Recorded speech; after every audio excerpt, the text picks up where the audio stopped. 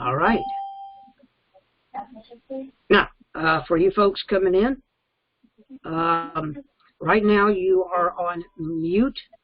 You can unmute or mute yourself. And if you want to ask a question, if it gets too hectic, then we'll go ahead and do basically a raise your hand kind of thing, and I'll pick you out. But I think you guys are pretty good. You know how to do this by now.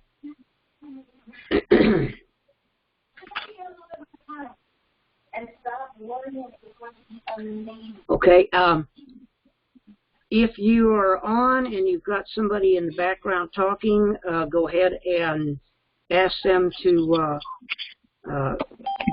just make it a little bit less, or just mute yourself and you can talk away. Just unmute yourself to ask a question. All right. So today is it is March the 26th. It is a Tuesday.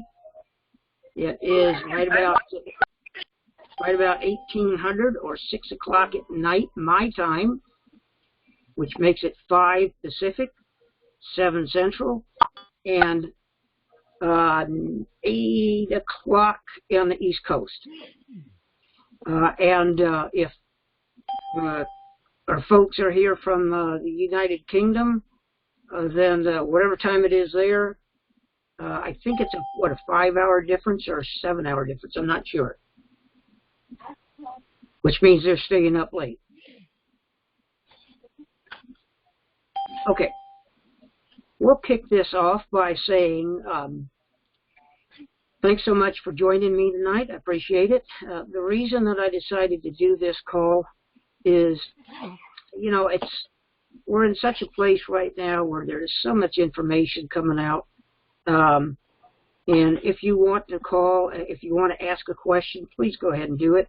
But do remember that if there's anything that somebody, if they come on and answer your question, or if I answer it, remember, some folks are under NDAs and they can't talk too much because they don't want to get themselves in trouble. And I respect that. So we'll go ahead and just say our color is still green, still the dark green. And the real issue here is not that we're not there, it's that the process is still processing. If you can believe it, it's still going through the process. Why? Let's look at it like this. This is a worldwide transaction. It's an event that is mind-boggling. It is so big that that we need to make sure, or they need to make sure, that it's done right. Hang on just a minute. I had a brown dachshund that decided he wanted to come in and join me. So, with that in mind, remember that, and I'm sure, how many of you have heard of the tier 1s, the tier 2s, the 3s, 4s, 5s, etc., etc., etc. We also have, You want to listen to admin with me just a second? Yeah. Okay. We have various types of transactions. We have. He's in the beginning right now, just explaining that some people that's going to ask questions. Okay, Deborah, I just muted you because you were talking and you had your speaker on. So don't worry about it. If you want to talk something, just come on in. So, and there'll be people coming in and out of the meetings, so that's okay. Where was I? Okay. The transactions, the things that we've been going through are monumental. It's big. It's countries. It's governments. It's individuals. It's the multi-currency transactions, etc. We hear about all of these things that are worldwide that are going on, and it's so big. What was that? There it goes. Oh, just refreshed itself. All right, it's so big. It's just taking a long time to get done. Plus, they've got to be extremely diligent in how they do their the transactions. They have to make sure that they are done accurately. And if you've got some of the things that are being done that are done incorrectly, it could cause a problem. So what we're trying to do, or what they're trying to do, is just do it right the first time. So there's no problems. Does anybody have a question there? Or anybody want to comment on that, what I just said?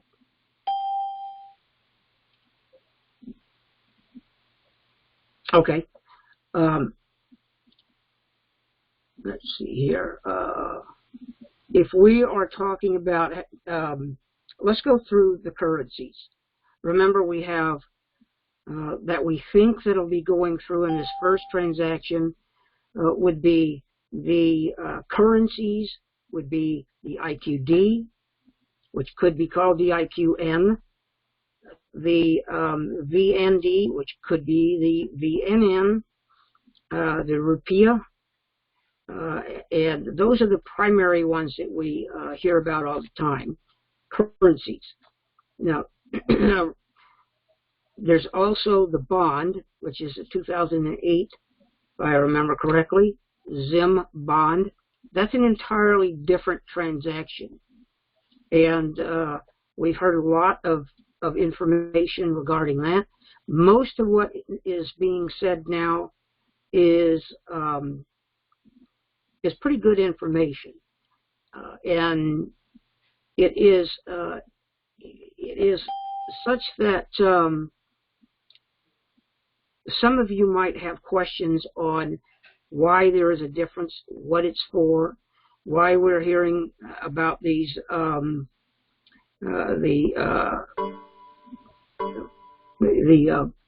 do they call them, the prosperity package items that supposedly are working their way through or are through. So those are points that are important, and they are part of the process.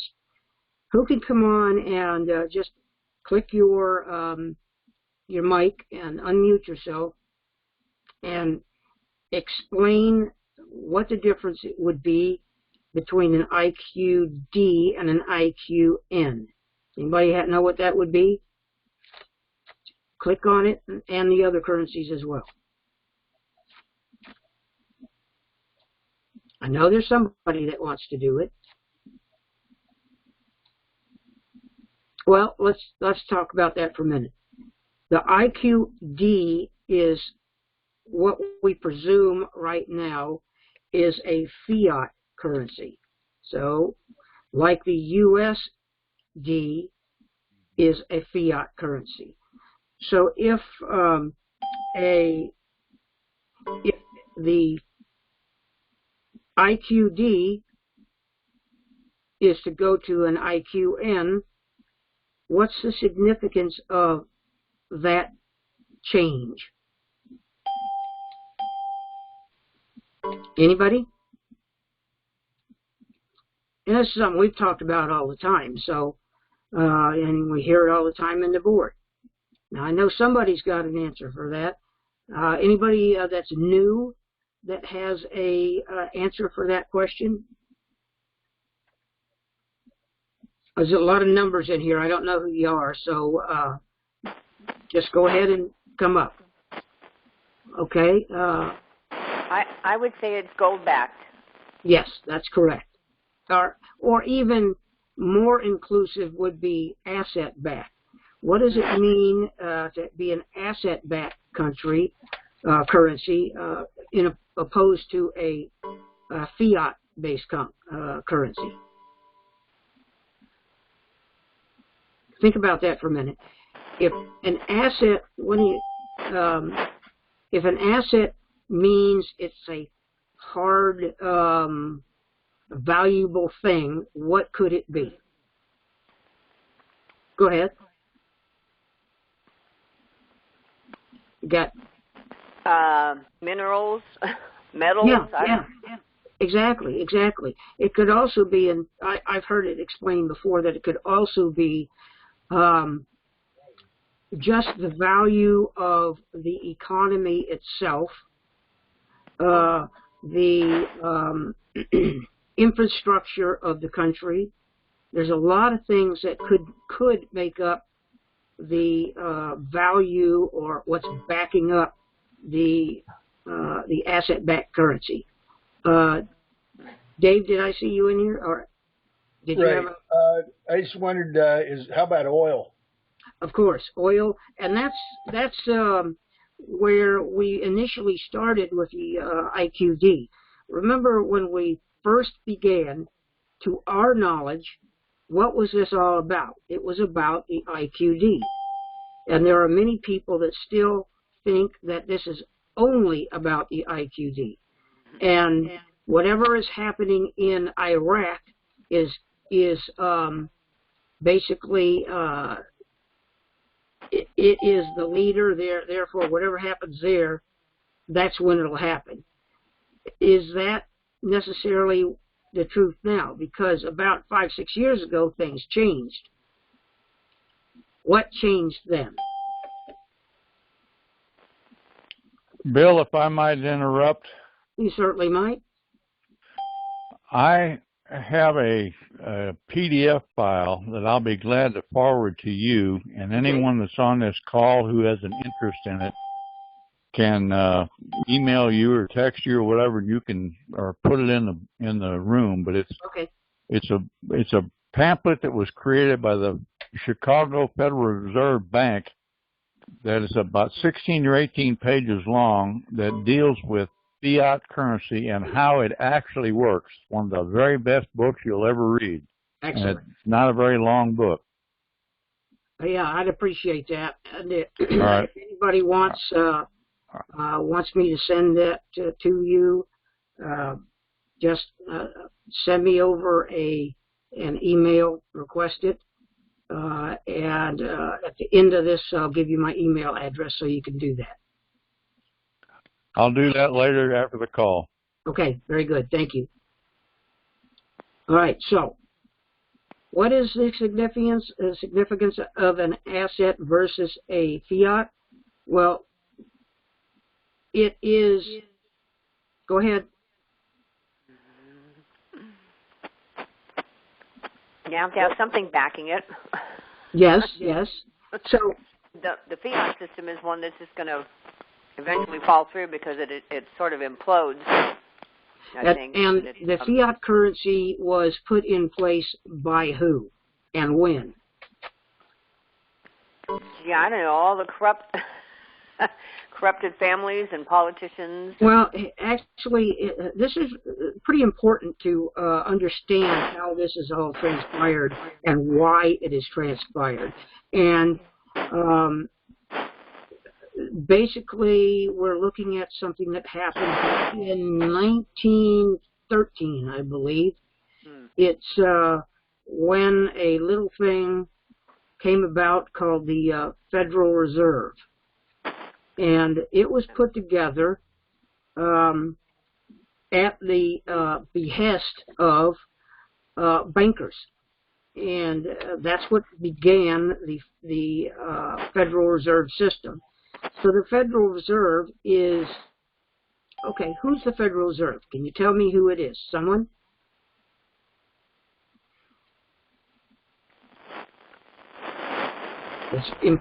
It's kind of important that we understand why this is all transpiring. The Federal Reserve, Bank go of ahead. England and 7-8 Bank of England and 7-8 private families. Private bankers helped to set it up. That's right. And Federal Reserve was created where a group of people went anonymously to a small island off the coast of Georgia, and they designed the fiat currency system and took it back to the Congress and had it instituted in 1913 under the Federal Reserve Act, the same year that they created the Internal Revenue Service. And what the Internal Revenue Service is a collection agency for the Federal Reserve banks. Not one penny of any money collected under the United States tax code goes to our government. It all goes to the City of London as payment for the treaty that was signed in Paris at the end of the Revolutionary War. And it's been going on in this nation ever since 1913. Correct. And anybody tell me where, if I'm not mistaken, I believe that the IRS headquarters, which, as Snake just said, is not a federal agency. It is a private, the largest collection agency in the world. And my understanding, if you do some research on it, its headquarters is located in Puerto Rico. Well, that's not exactly correct. Our United States Treasury is what's located in Puerto Rico, the actual Treasury. The IRS is located in Washington, D.C., in the Treasury building. All right, thank you. That correction is always appreciated. Sometimes we The current treasurer of the United States is a man named Manuel Diaz, D-I-A-Z. And he is in Puerto Rico. Puerto Rico. And does everybody understand why Puerto Rico is a territory of the United States now, but not a state? As long as this goes on, Puerto Rico will probably not become a state. That's my guess. If I might interject something? Certainly. Yes. One thing to remember, when the Federal Reserve was established, it may have been set up by the rich and the famous, but it was set up because of the many banks that we had in our country didn't have enough assets in the banks to handle their business because they were investing in different properties. So they needed a central collection system, and that's why the Federal Reserve, the people that developed the Federal Reserve, decided, we can help you, banks. We can help you. Let us handle your money. We'll take care of it. You need some more money? We'll send it, and we'll back you. We'll back you. And they told them originally they would back them with gold, and that's what everybody was going with gold. But then we went off to the gold standard, and it still started printing out money, and that's how we got into the fiat money system, where our money was not worth what it really is. So it was started with all the good intentions, and the Federal Reserve was on a contract basis from our government. But the actual contract that they had actually expired back in 2000, I believe, 2005 or something like that. And they've kept on working because they'd already got their roots into the system. And even though they have no valid contract with the U.S. government, they're still in existence, and I believe that's one of the reasons they're able to get rid of them and get them moved out. That's all I had to say. Just wanted to add to that. Well, thank you. Thank you. If I could add to that, and what the gentleman just said is correct, except that the trigger was 1929, where over 5,000 banks in this nation failed, and people could not withdraw money, and some didn't get their money back till the end of the Second World War. But that was the premise as to why they needed a central bank. And if you go back and look at your history, you'll notice that the President Andrew Jackson was very much opposed to that for the very thing that we're living through right now today. And there were some assassinations and assassination attempts in order to get rid of some people in our government, the presidents, that were opposed and trying to bring the gold back standard back in place. That's all part of history. Okay, so I just wanted to make sure we had a basis of why this was in place. Now, at the beginning of the Gulf War, President Bush declared that the war would be paid for by Iraq. And at that point, he didn't say how. But let's take one step further back in time and look at what happened in Kuwait. Kuwait had a reevaluation of its currency, and people that were in the know, and there weren't very many of them, although there are some people maybe here on the call that know people that were in, that had a chance to to make some money off of that. Anyway, that was also about the time when President Clinton miraculously was able to balance the budget.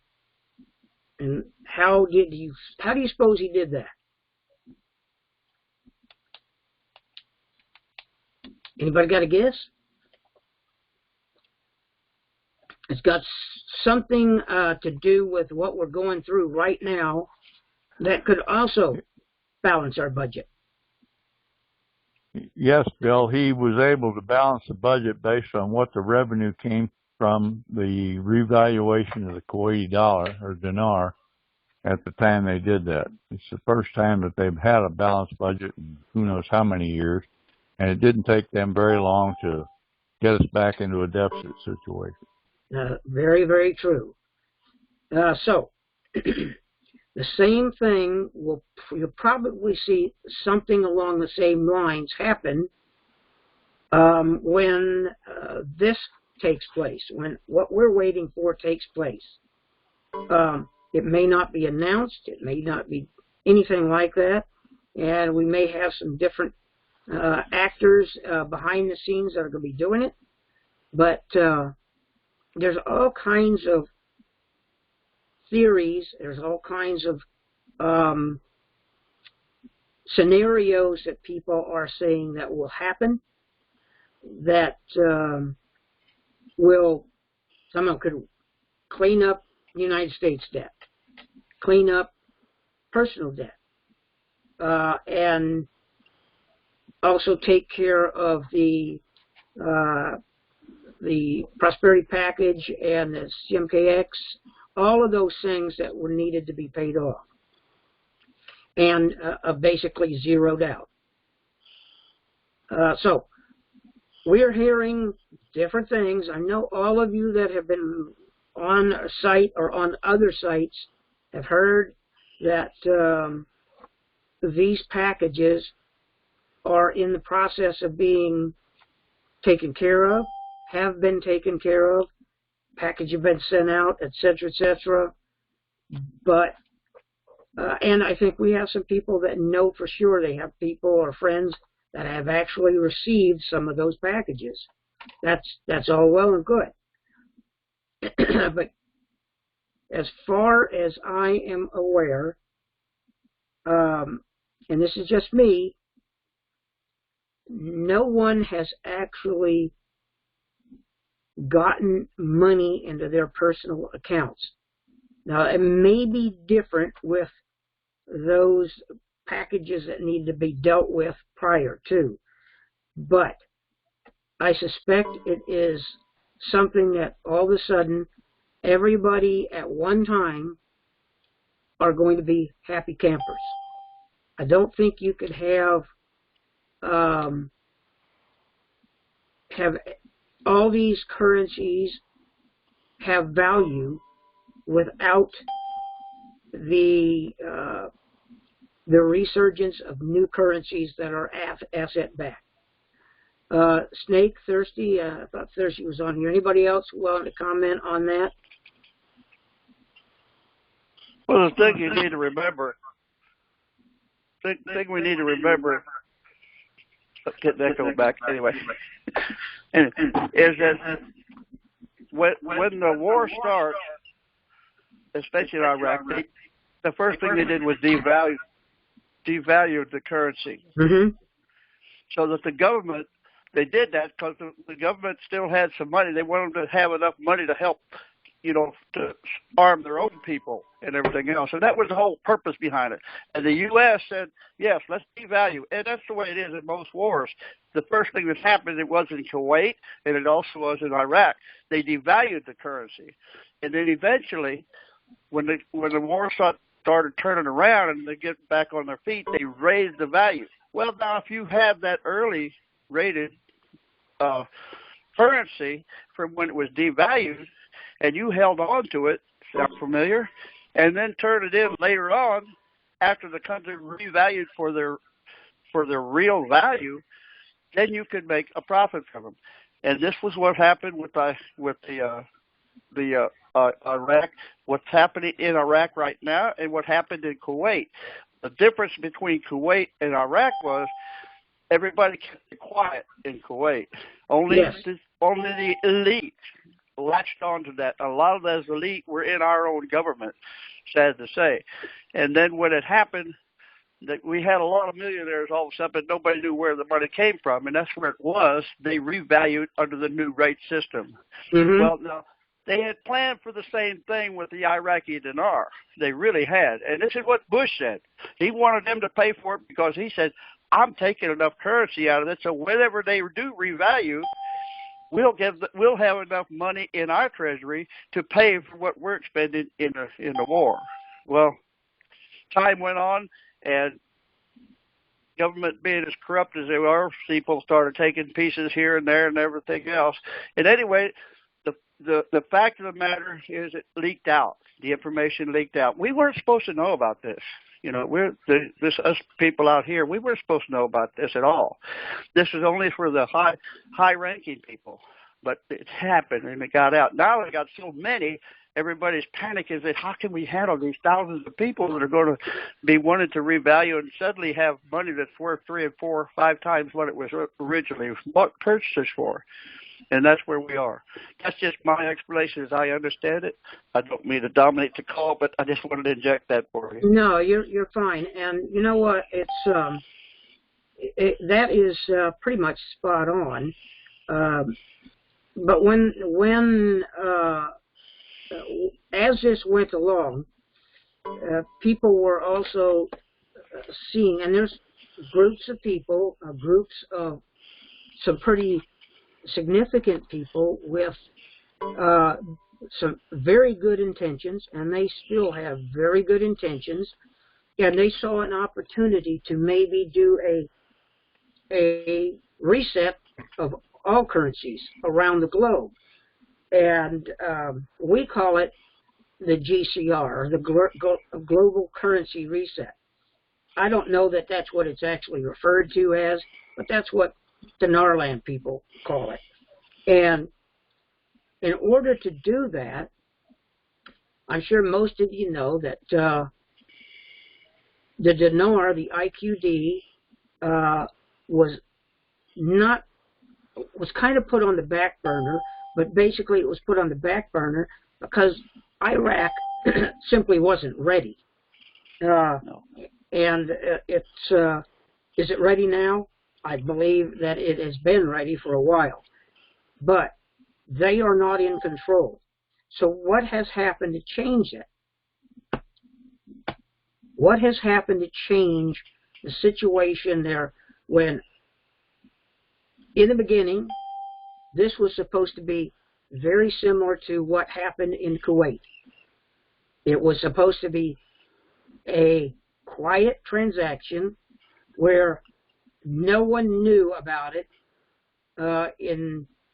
unless you were somebody higher up in government or some bigwig, and you could make your millions once again. But it changed. Other people got involved, and as was mentioned, those of us that heard about it were not supposed to know about it, and it got to be a big deal. And then what popped up overnight, we had IQD sites that would sell IQD, and then came along the other currencies that you could get for a fairly decent price. I know when I first started out, you could get IQD at maybe $600-700 for $1 million. I'm not sure if it's the same now, because I haven't purchased any in many years. So you had people that they were told something got out there and it said, okay, you got to buy this right now. How many of you remember this?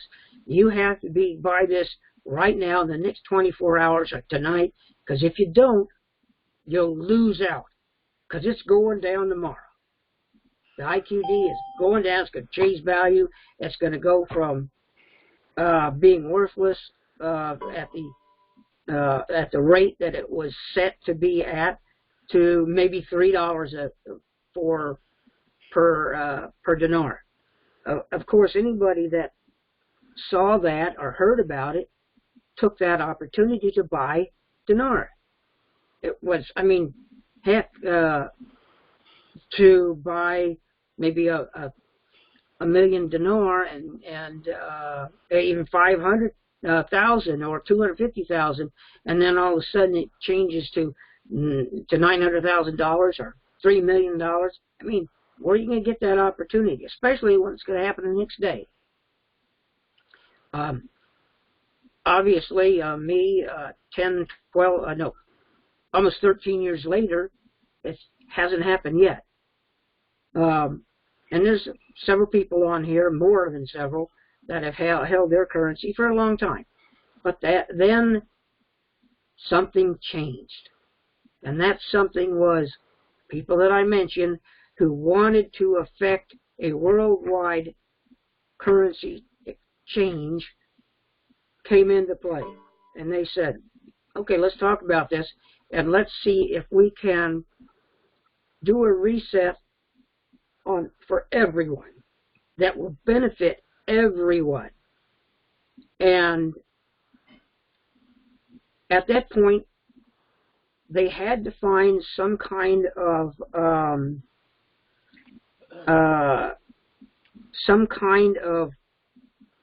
form of look for currency first, but if currency doesn't work, let's find something that we could value at whatever we wanted it set for that would be reasonable, that would provide the basis of all currency values, and it would be asset backed. So they went ahead and looked at the IQD and determined that the IQD could not support all these countries. There just wasn't enough of it. They did not have enough assets at that time that they knew about to back a worldwide GCR. Okay? So, what happened then? Come on now, somebody. Come on in here. What happened next? We're trying to build up to where we are right now. Bill, I just hate to continue to break into what you're saying. No, please. And I'm not disputing anything you just said, but what triggered all of this is if you go back into the time capsule to the 2006, 7, and 8 era and look at all the derivatives that were produced by our Wall Street member firms, and they were done based on a law that our Congress passed that allowed them to create this speculative product.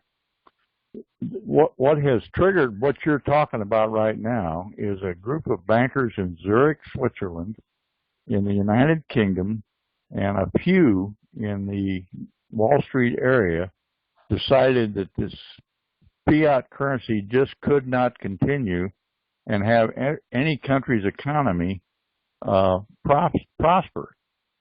And so that's where this GCR first came about, that they needed to create a system that would allow all the countries that had currency, and they have come up with about 290 of them now that are agreeing to to do this. They're not all going in the first round, but that's where this thing was triggered because of the derivatives and the realization that fiat currency could not continue. They needed to get back onto a gold standard or some method of asset-backed standard, because there's not that much gold in existence to cover all the currency that's outstanding.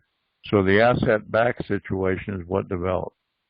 And having spent the number of years that I did in that industry, I'm very appreciative of the fact that Zurich was willing to take the lead on this, and they're still in the process of seeing this thing through. The biggest area of concern right now is the security of keeping those that are what everybody on the internet likes to call cabal associated from being able to capture and participate in this revaluation. That's everything I've been told.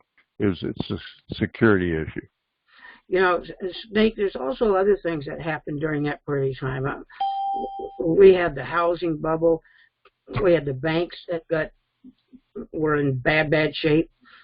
So, and there's also the bubble now that our government, in Obama's era, took over these student loans. You know, these kids just cannot go in to life owing $60, $70, $80, $100,000 for college, and there's a lot of reasons that there are things happening to help take care of that, and it's a good thing. It's all a good thing. So we continue to monitor what's going on. So where are we now? Who's got an idea? Now, I know we've got people in here that have good sources that are talking to people. And if you'd like to come in and just say something good, that's it. Now, remember, we're not asking you to stick your neck out. I don't want you to do anything that might jeopardize an NDA for whatever group you might be in, if you're in a group, or you just don't want to give your information out. But remember, we are near. This has been processing, as I've said in the room. It's been processing now for maybe a week and a half, the final stages of it. But it takes time. And it's time that you and I wish would be a lot shorter, but we're not going to push it through. So we're just going to let them do it and do it right the first time. So where are we at? Who wants to jump in and give us a little bit of information that you think might be appreciated by our members, our people that are here in the room? Tom?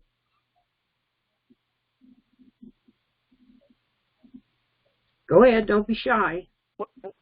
One of the things, excuse me, I was like to Tom. Anyway, one of the things that's pushing it is China. China's wanted to stabilize their region of the world over there. And the only way they could do it is get this thing with an asset-backed currency. Now, there's a lot of problems in Europe with the Brexit going on and everything over there, but I don't believe that has a lot to do with it. But we're trying to get everybody cooperating together on this, and that's what's taking time, because the people that have been controlling the money system for a long, long time are knowing about this, and they're trying to get their piece of the pie in this. And the whole idea will fall apart if they manage to keep the power through this reset. So that's what the security issue is. That's what they're fighting. And every time they think they've got it under control, they find another way to pop in, and that's what's holding it up. And it's sad. It's sad because I see people hurting, and I know of people hurting that need this and have been in there for even longer than I have, and. So it's sad, but that's what it is. You mentioned China. Well, let's look at China for just a minute. China is, I think, 32 or 33 trillion. They have a 33 trillion dollar deficit. Okay, and largely it's because of the things that tariffs that have been put in place. So those things have worked. And with China, their infrastructure is not all that good. Their military isn't as good as you might think it is. And they want their country to succeed. Being a communist country, they need dollars coming in, and they do it in situations like this and with their banking industries in Hong Kong. So they want this as much as we do. And they are working hard to get it done. But we also have people in Europe, in the banking centers in Europe that are also very, very, they are very, they're very much behind what's going on right now. Not the bad stuff, the good stuff. They're trying to get it done, just like we hope they are trying to get it done. And it, like I said, it is processing through. Okay. Anybody else got anything they want to add?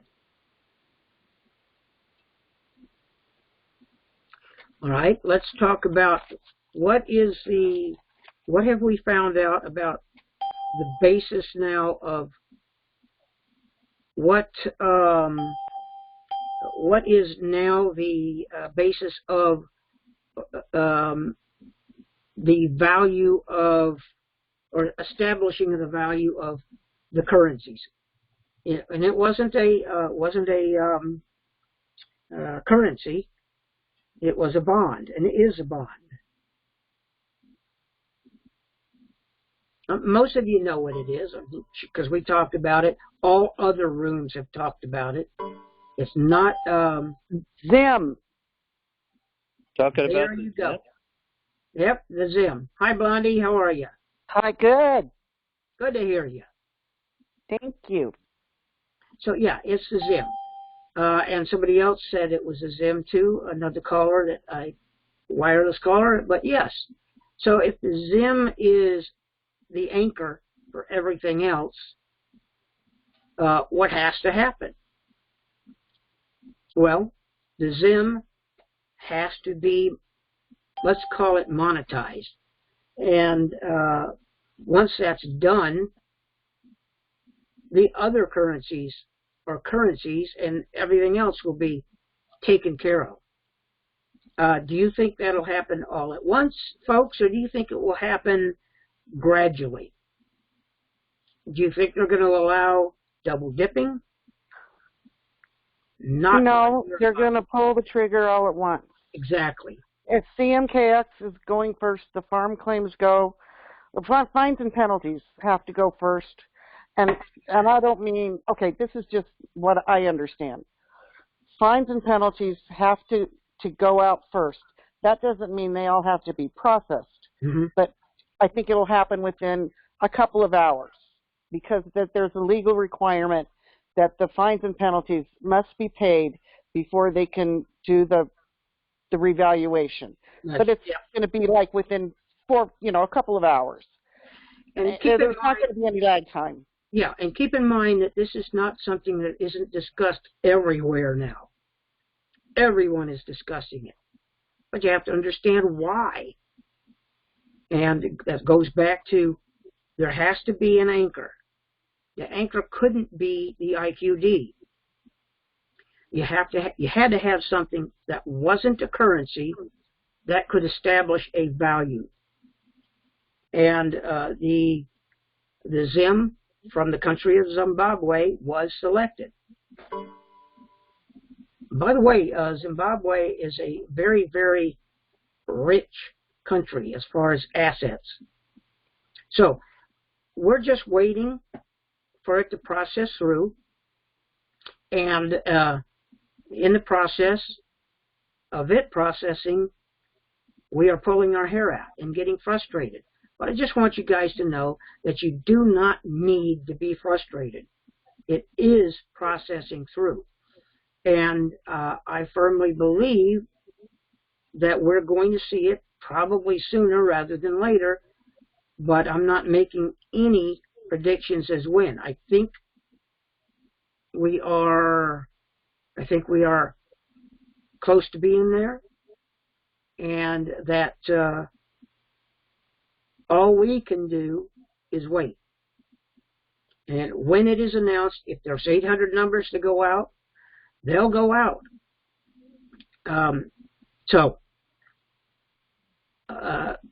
I don't think there's a whole lot much more we can say because we don't have control over it.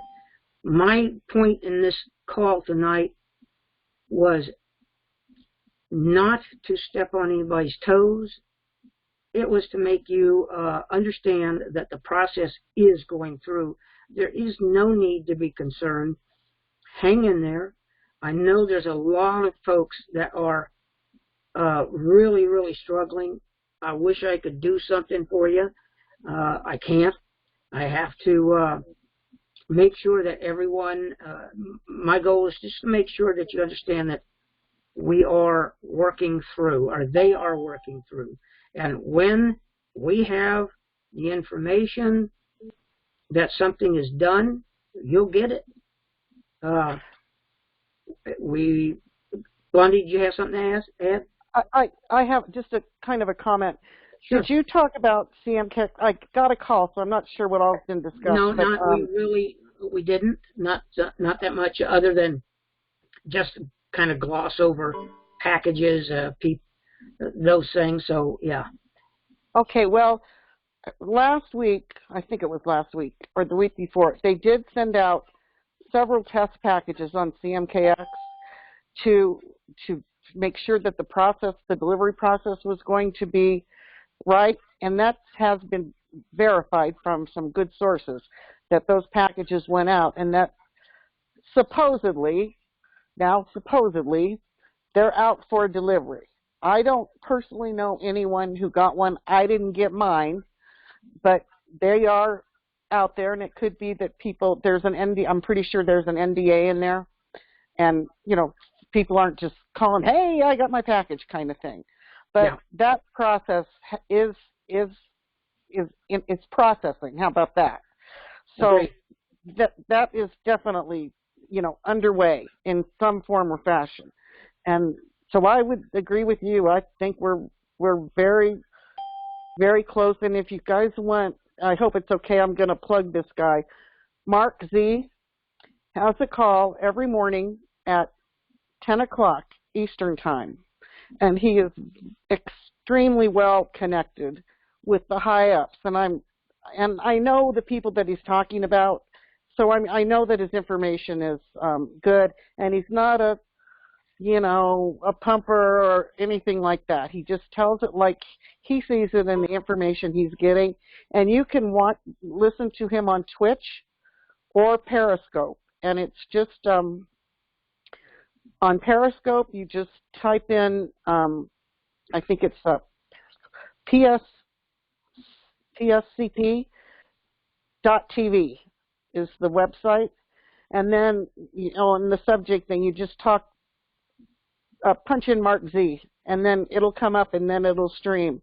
And on Twitch, it's the original Mark Z is the code. I think, Salty, is that right? If you're on, Salty, I think that's it. The original Mark Z. Yeah, that's correct. Okay. So anyway, he gives a great summary, and it usually lasts just about an hour. And you can come in and ask questions, and he's very, upfront about everything. And I listen every morning. So there you go. That's what I know. And his calls are recorded, so you can go back and listen to them. Yeah. And he had a really good one on Saturday. It was a really good one about, Bill, was it like, what was it, freedom or our sovereignty? Our personal sovereignty? That was his guest that he had on. Yeah, Brent, somebody. Brent, somebody. Yeah, that was a really good call. Yep. Snake, do you have something?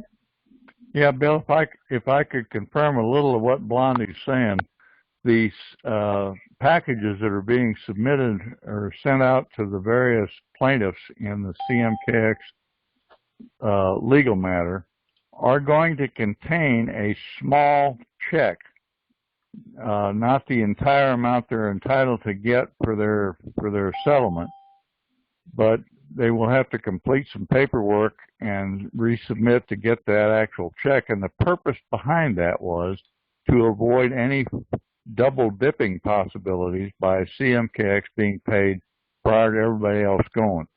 And what she was saying is within hours of all those documentations and checks being received, we should start to see some method of us contacting our local banks or determining where exactly we would like to go to exchange. And some of the information I've heard about the ZIM is that you're going to have to participate at a selected exchange center versus just going to a normal bank. And everything I've been told, it might possibly be a military installation, but I'm not 100% sure of that. Okay, thank you for that. And we will, as far as that goes, we'll see what happens. We don't know how much that'll be, and there's obviously, for those of you that are familiar with everything that's been discussed over time in these chat rooms and those sites, the forums, et cetera, there's been talk of sovereign rates, contract rates. There's different rates for different currencies. So those are something that you will have to negotiate with. A street rate, that's just a street rate. That's what's showing up on the screen that at the currency exchange center. Say the IQD is $2. That's the street rate. That's what you get. If you're associated with a group, that might be a different rate. But whatever you do when you go in and you do your exchange, I think it was it Snake? Was it you or Thirsty that gave the advice when you sit down across the table from the banker, whoever blinks first wins. Keep that in mind. That's very correct. And let me, since you brought that point up, let me just throw this out. Bankers are the most, I don't mean to be this taken in an ugly way, but they are the most concerned people I've ever run across in the greed category. They are the greediest people I've ever run into. Well, let's call a spade, Snake. Scumbags. The point being is the more money that banker thinks he's going to be able to exchange you out of, the better off he likes the deal. So your deal with him is to show him just exactly how much I'm going to let you control in the beginning. You can lie in the middle. You tell the truth at the end. After the paper. Yes, I can do better somewhere else. So whatever I told you before we signed onto this thing, I've changed my mind. But you go in there with the attitude that, look, I'm going to have this 50 million or 100 million or 12 million or whatever it is, and I don't have any experience in managing this kind of money. So I'm going to need all the help I can get from you. But you understand, please, Mr. Banker, that the greater the rate you give me on my exchange, the more money you have under control. So if you're interested in having lots of money, give me that contract rate. And once that's done and the money's in your name and in your account, and if you haven't signed any 10-year CD agreement or whatever, you can move it around after the fact. But you let him think that he's going to be able to control you and your money for as long as he's alive. And that's the way they are. Well, that's pretty much sums it up. I have one other thing to add, two other things. I've heard from a very, very, very good source that the Indian tribes have received, they've been paid. Now, they haven't paid the members yet, but they did get their money. Okay, that's been confirmed from a couple of places. So that's very good. They had to get paid too. So that's, this is like you were saying, it's all in process. Also, just as a reminder to people, if you got in like 4 or 5 years ago or even before that, when they had Casey Manna. Oh, yeah. Okay, Casey Manna, and you signed up for that. Well, they still have your email address. If you haven't changed your email address, they still have it. Now, you might be getting, but Wells Fargo, when, the guy who was organizing that, there was some issues, and I don't know, the Chinese, they were working with the Chinese, and the Chinese thought there was hanky-panky, blah, blah, blah. Well, I'm not sure who got it together, but Wells Fargo absorbed this group. So you may be you need to be checking your email, because they're going to send out an email with instructions. Now, it could come from Casey Manna. I mean, that's the name that could be on it, or it will say Wells Fargo Group. I've heard both stories, but it may say Casey Manna / Wells Fargo. It could, but make sure you're checking your email and your spam, because they're going to pull the trigger right at the same time everybody else pulls the trigger.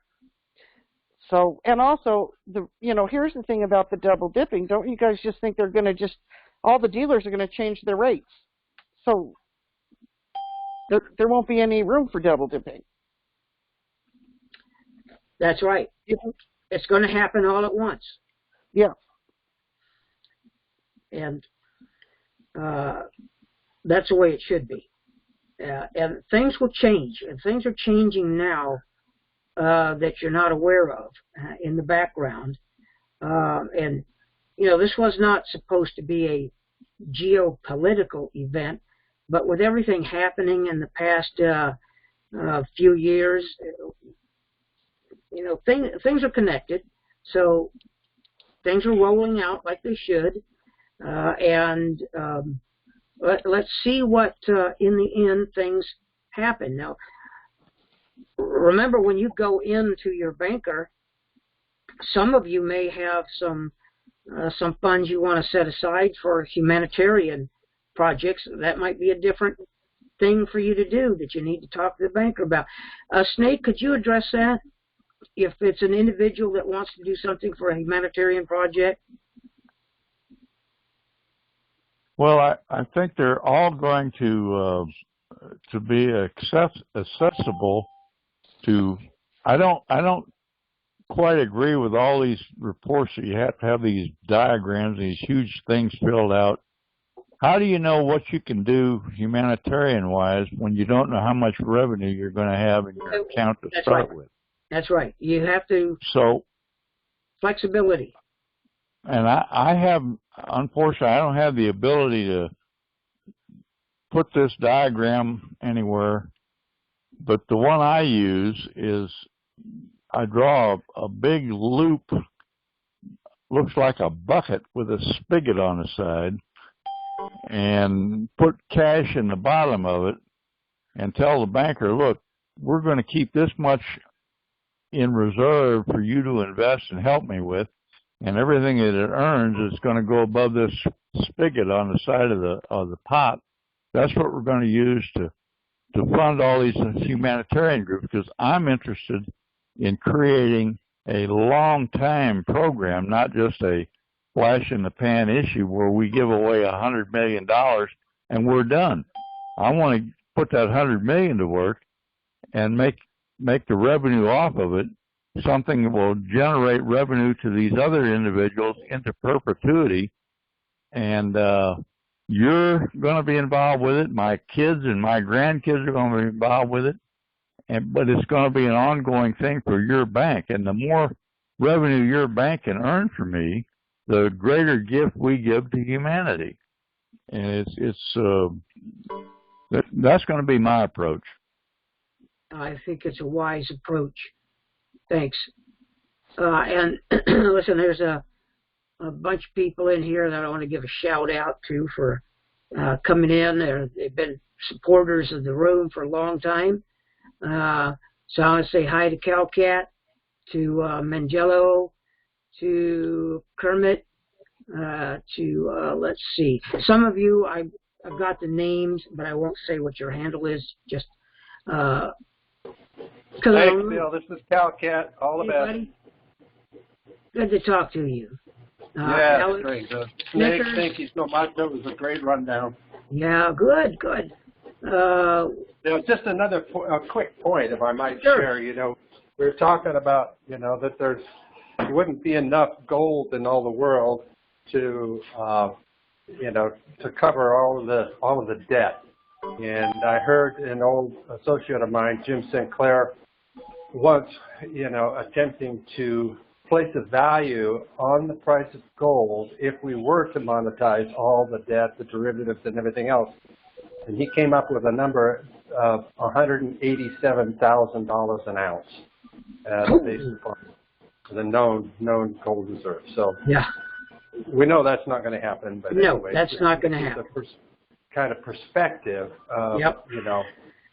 what a mess is that all of a sudden started back in 1893 or whatever it was. Exactly. Thanks, Bill. Thank you, Calcat. Appreciate it. Bonnie, did you want to add something? Me? Yeah. I did, and it's not really what Calcat said relevant to that. I just, another thing that happened, and I just find the timing very, very interesting.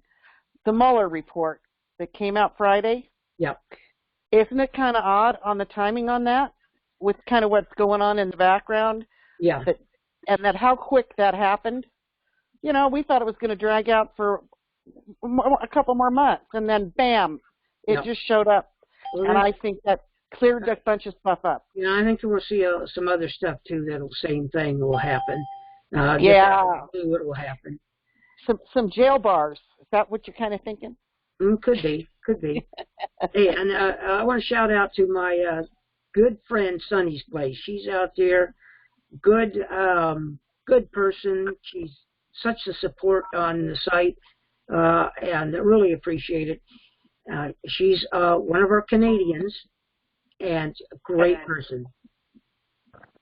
Big help. Hey, Bill. Yes, hey, sir. Bill. Yes, sir.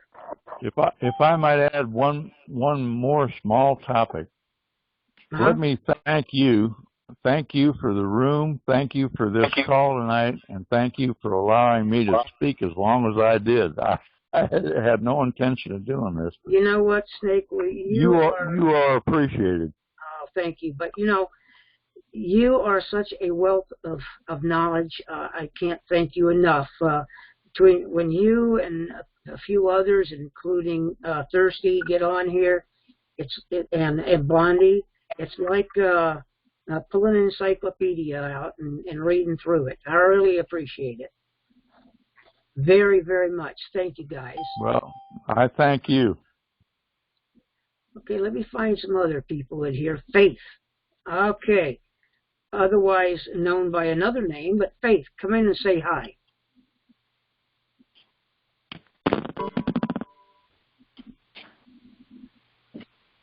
Let's see if she'll come in. I hope she didn't fall asleep. Okay, we've got DP Champ.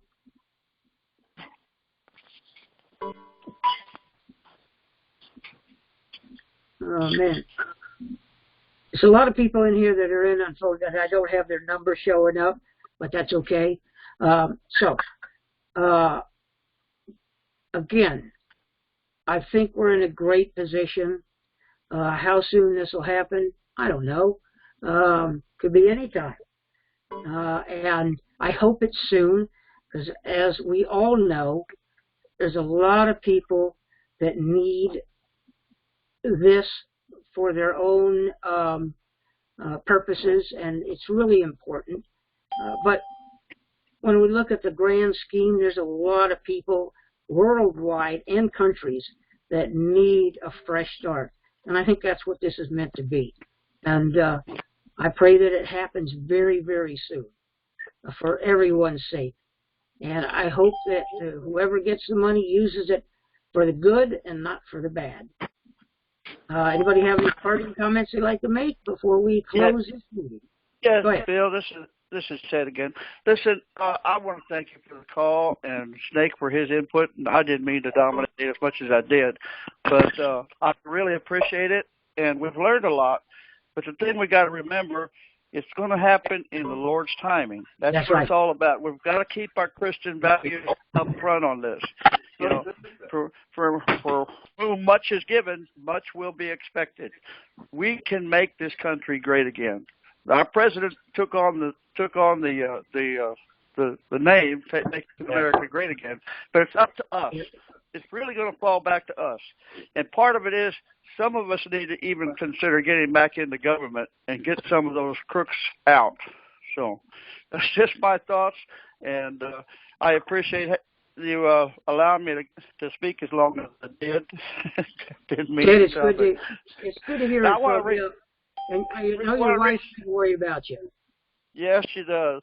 And I want to reach out to Carolina girl. I know she's on the call, but she didn't say anything about her. But I see her on the screen, so I know she's there.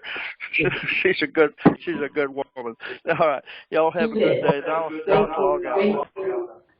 Thank you very much. Hello, Bill. Yes, sir. I got a question. Sure. I have a sister in Canada. She's a U.S. citizen, but she presently lives in Canada.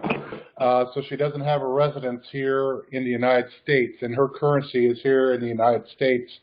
So when this goes down, her and her husband from Calgary will be coming down here to exchange. Will she be having any problem exchanging here in the United States since she doesn't have a residence here?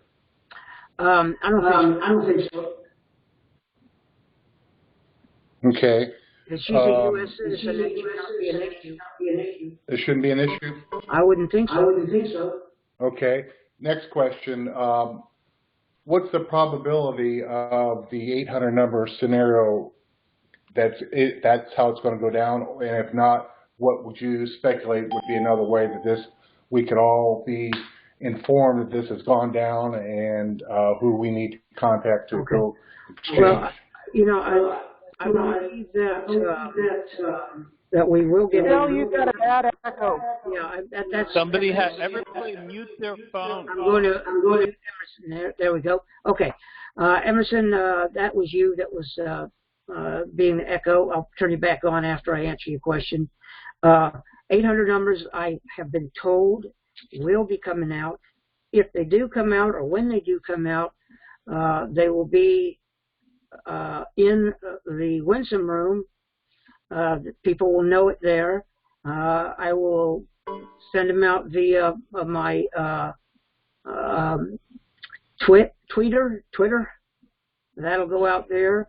I will also send out the mass email from the site so everybody will get it. So I'm covering everybody any way I can. The other sites will be doing the same. I don't think there's going to be any problems with getting the information out.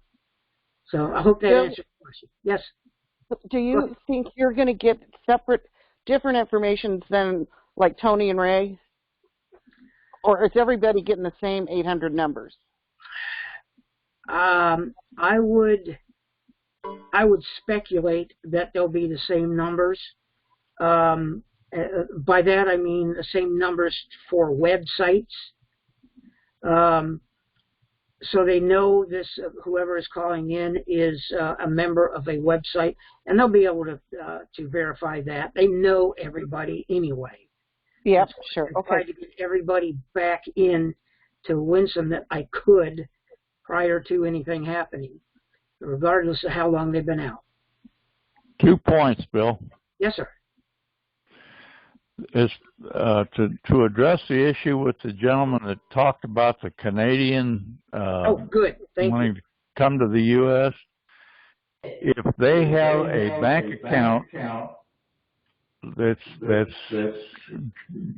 listed in both countries, the U.S. and Canada, they can come to the U.S. in exchange and just direct that the funds be wired directly back to their bank in Canada.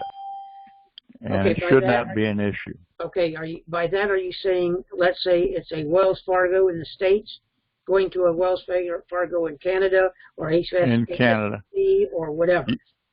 You could go to your bank in Canada and have them give you a basic affidavit that this individual is a recognized citizen of Canada, has an account with our bank in Canada, and may or may not be in country when a revaluation of the currency exists. And so please accept this as proof that the individual is going to exchange with your bank in the United States and have the funds directly wired to our bank in Canada. Okay, now I believe that's a scenario that he was talking about, is that the people involved were U.S. citizens that live in Canada but do not have a residence in the United States. I don't think that what I'm describing will matter because they have a bank account in Canada. Yeah. Yeah, I can go to Europe and deal with any bank over there with my bank here in Texas, and it's not an issue. Yeah, I think maybe that we should, if it's Canadian, the exchange will go down anyway. So what the heck? I forgot my second point. Something about what the last issue was before I started talking. Going off the rail there. Okay.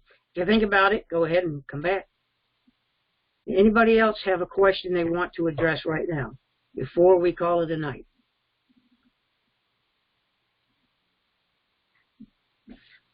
Okay.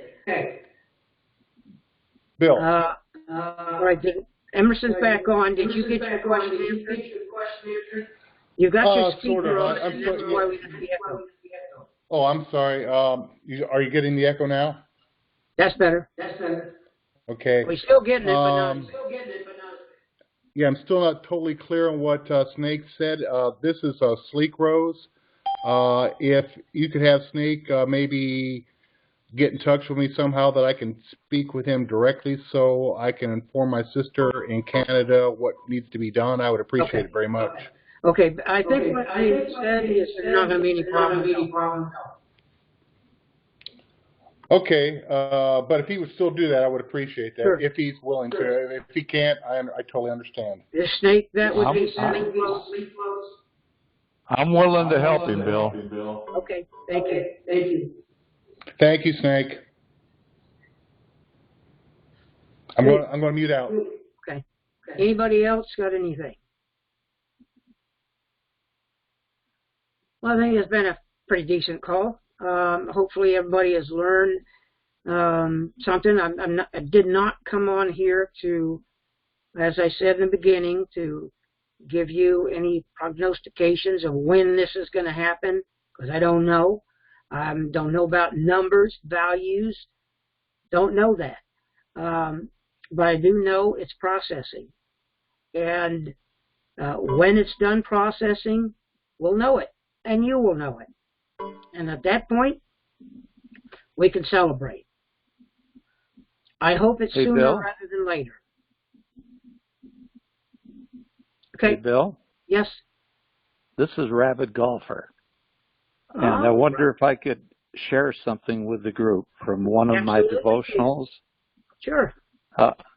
This is from Glenn Jackson's Fire by Night a couple of days ago, and I think it's very appropriate for all of us. If I can share a few of his words.